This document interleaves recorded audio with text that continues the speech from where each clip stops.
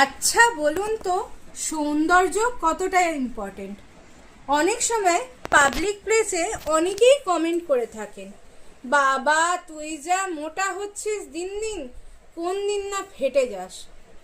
আরে এত রোগা, তোর মা তোকে খেতে দেয় না নাকি রে?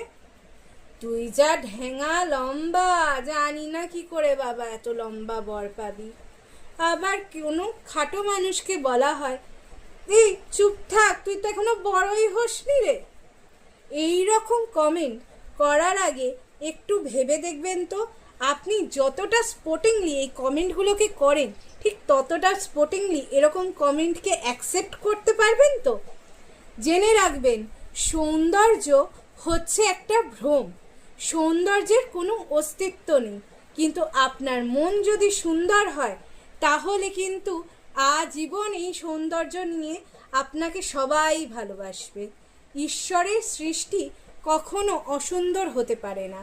আমরা যখন ঈশ্বরের সৃষ্টি, আমরা সবাই সুন্দর।